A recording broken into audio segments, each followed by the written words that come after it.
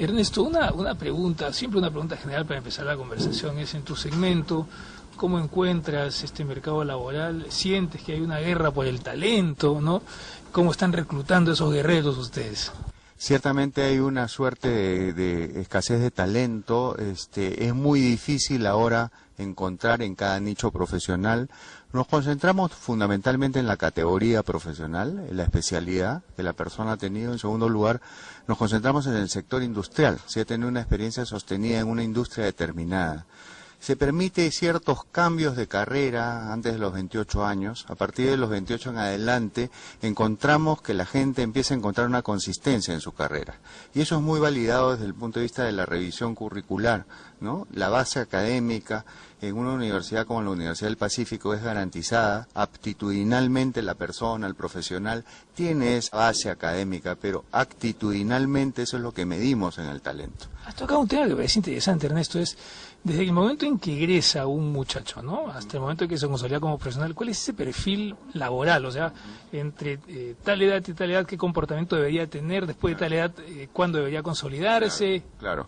Mira, en realidad los chicos salen de la universidad con una genuina inquietud de probar diversas áreas, ¿no? Y se les permite pasar del área de finanzas al área del marketing según sus preferencias. Hay quien es bueno para los números, hay quien es bueno para la creatividad y se van moviendo y digamos es permisible en un currículum poder observar que un líder futuro ha tenido experiencias en diferentes sectores. Después de los 30 ya empezamos a ver con ojo más crítico ese tipo de movimientos y empezamos a valorar mucho la consistencia, sobre todo en su carrera, y si además se ha seguido especializando en la misma, ¿no? Porque de alguna forma lo que ofrecen estas casas de estudios es especializaciones, títulos adicionales, ahora hasta PhD en materia de lo que es lo tuyo. Y lo que sostiene justamente a la Universidad del Pacífico y que es una formación jesuita es que la persona se tiene que conocer primero, el autoconocimiento es fundamental.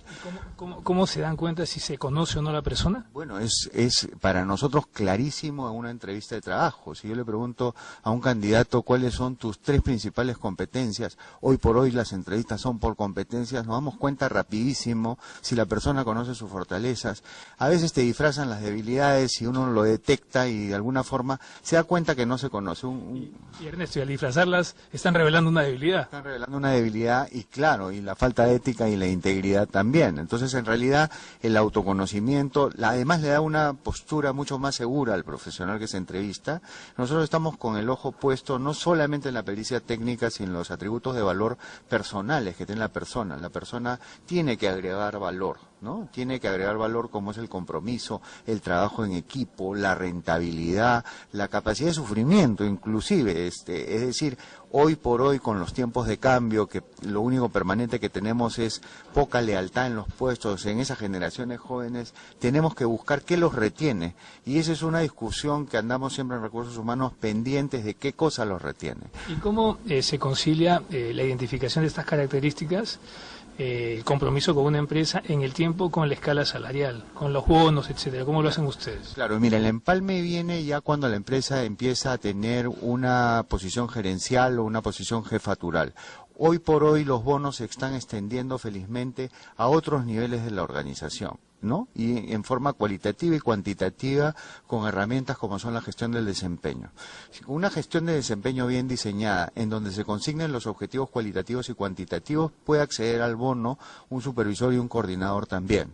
Los gerentes generales, los gerentes de primera línea tienen un bono entre el 40 al 50% a veces, que fluctúa en función de un salario fijo que es anual bruto. Entonces, en ese sentido, hoy por hoy es una práctica muy llevada a cabo tener el componente variable dentro de la compensación anual para todos los niveles jerárquicos. Y la gente está tras el bono, pero no solamente lo retiene el aspecto económico, sino el aspecto emocional, ¿no? El salario emocional que tiene esa persona. La persona se queda porque se le respeta, la persona se queda porque le cumplen el horario, le cumplen sus vacaciones, porque además lo capacitan, porque hay un buen ambiente, una cultura de valores que es compatible con su propia cultura de valores. Entonces hay herramientas de retención del talento muy en boga en nuestro país, que es el reto permanente de nosotros, ¿no? Y la gente que nos está viendo, Ernesto, quiere ingresar para quedarse en Roy Management. ¿Cuál es tu mensaje a ellos? ¿Cómo hacer?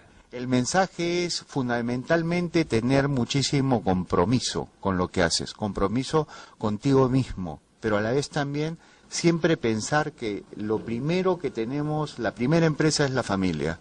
Nuestra familia es preponderante y en ese sentido el equilibrio entre el aspecto familiar y el aspecto del trabajo es fundamental porque hace feliz al trabajador. Si tenemos trabajadores satisfechos vamos a tener clientes satisfechos y si tenemos clientes satisfechos vamos a tener rentabilidad, que es lo que las empresas buscan y que es lo que nosotros también buscamos.